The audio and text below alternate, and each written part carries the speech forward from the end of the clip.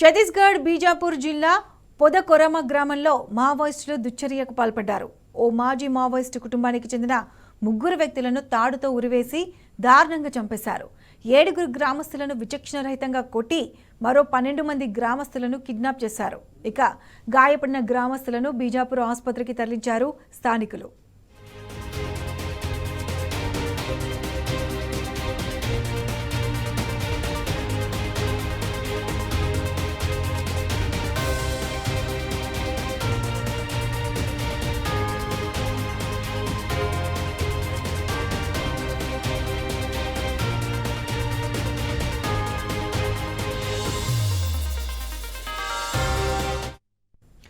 ఛత్తీస్గఢ్ బీజాపూర్ జిల్లా పొదకొరమ గ్రామంలో మావోయిస్టులు దుశ్చర్యకు పాల్పడ్డారు. ఓ మాజీ మావోయిస్టు కుటుంబానికి చెందిన 3 వ్యక్తులను తాడుతో ఉరివేసి దారుణంగా చంపేశారు. 7 గ్రామస్తులను విచక్షణరహితంగా కొట్టి మరో 12 మంది గ్రామస్తులను కిడ్నాప్ చేశారు. ఇక గాయపడిన గ్రామస్తులను బీజాపూర్ ఆసుపత్రికి తరలించారు స్థానికులు.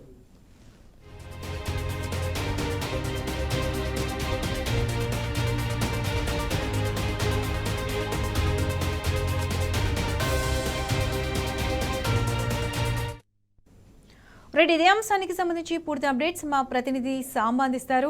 సాంబ, చెప్పండి. ఓ మాజీ మావోయిస్టు కుటుంబానికి చెందిన 3 వ్యక్తులను మావోయిస్టులు చాలా దారుణంగా చంపేసినట్లు తెలుస్తుంది. దీనికి సంబంధించి పూర్తి అప్డేట్స్ ఏంటి? ఇటీవల కాలంలో మావోయిస్టులు అనేక దుశ్చర్యలకు పాల్పడుతున్నారు. వరుస ఎన్కౌంటర్ల తర్వాత మావోయిస్టుల ఉనికి ప్రశ్నార్థకంగా మారింది అనేటువంటిది ఒక బయట ప్రచారం జరుగుతున్నటువంటి పరిస్థితి. వరుస ఎన్కౌంటర్లలో మావోయిస్ట్ పార్టీకి సంబంధించిన అగ్రనేతలంతా కూడా హతమైపోతున్నటువంటి పరిస్థితులలో మావోయిస్ట్ పార్టీ ఉనికిని కాపాడుకునేటువంటి ప్రయత్నం చేసినట్టు కనపడుతుంది. ఎవరైతే ఉద్యమానికి ద్రోహం చేశారో, మావోయిస్ట్ పార్టీ చెప్తా ఉంది, ఉద్యమానికి ద్రోహం చేసినటువంటి వాళ్ళు అంటే నమ్మాల కేశవరావు ఎన్కౌంటర్ కూడా ఒక ఖచ్చితంగా జరిగినటువంటి ఒక కుట్రగానే వాళ్ళు అభివర్ణిస్తున్నారు. కోవర్ట్ ఆపరేషన్ చేయడం ద్వారానే మా నంబాల కేశవరావును మొట్టబెట్టారనేటువంటిది వాళ్ళు చెప్తున్నటువంటి ప్రధానమైనటువంటి ఆరోపణ. ఈ నేపథ్యంలోనే ఎవరెవరైతే పోలీసులతో దగ్గరగా ఉన్నారో వారందరినీ గుర్తించి వారిపైన చర్యలు తీసుకునేటువంటి ప్రయత్నం మావోయిస్ట్ పార్టీ చేస్తున్నట్టుగా కనపడుతుంది. వాళ్ళ బీజాపూర్ జిల్లాలో ఉన్నటువంటి పొదకొరమ అనేటువంటి గ్రామంలో మావోయిస్ట్ పార్టీలో గతంలో పనిచేసి లొంగిపోయి ప్రస్తుతం ప్రజా జీవితం గడుపుతున్నటువంటి ఒక మావోయిస్టు చెందినటువంటి ఒకే కుటుంబం చెందినటువంటి 3 తాడుతో ఊరేసి మావోయిస్టులు చంపేశారు. ఆ 3 మృతి చెందినటువంటి మావోయిస్టులను కూడా గుర్తించినట్టు మావోయిస్టుకు సంబంధించినటువంటి కుటుంబానికి చెందినటువంటి వారిని గుర్తించారు. వారి పేర్లు కూడా జింగు మోడియం, సోమా మోడియం, అనిల్ మాండవి అనేటువంటి 3 ఉరేసి చంపడంతో పాటు అక్కడ 12 మంది గ్రామస్తులను కూడా కిడ్నాప్ చేసి తమ తీసుకెళ్లారు. మిగిలినటువంటి 7 గ్రామస్తులను విచక్షణ రహితంగా కొట్టి మావోయిస్టు పార్టీకి సంబంధించినటువంటి కీలక సమాచారాన్ని పోలీసులకు చేరవేస్తున్నారు. పోలీసులకు సమాచారాన్ని అందిస్తూ విప్లవ ద్రోహానికి పాల్పడుతున్నారంటూ మావోయిస్ట్ పార్టీ ఆరోపించినటువంటి పరిస్థితి. దీంతో మృతి చెందినటువంటి 3లో ఒక విద్యార్థి కూడా ఉన్నట్టుగా మనకు బీజాపూర్ సంబంధించినటువంటి స్థానికుల ద్వారా అందుతున్నటువంటి సమాచారం. ఎవరైతే గాయపడ్డారో వారందరినీ బీజాపూర్ ఆసుపత్రికి తరలించి చికిత్స అందిస్తున్నారు.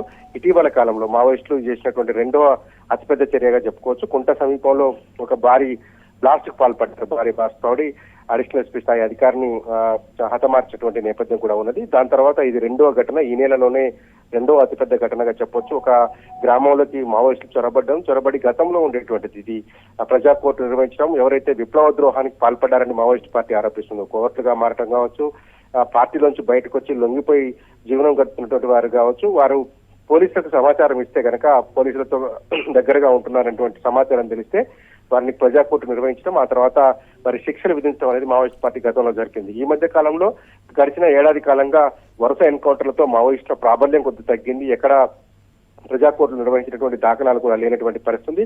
అట్లాంటి నేపథ్యంలో బీజాపూర్ జిల్లాలో ఇవాళ జరిగినటువంటి ఒక పెద్ద మావోయిస్ట్ పార్టీ చేసినటువంటి పెద్ద కార్యంగా చెప్పవచ్చు.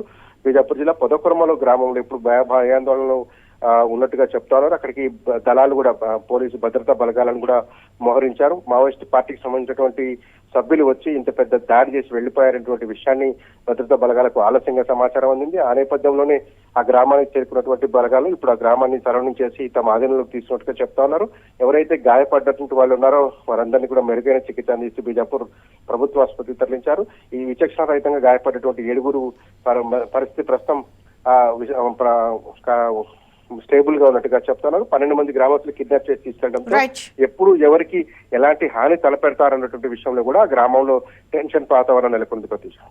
Right Samba, thanks for the updates.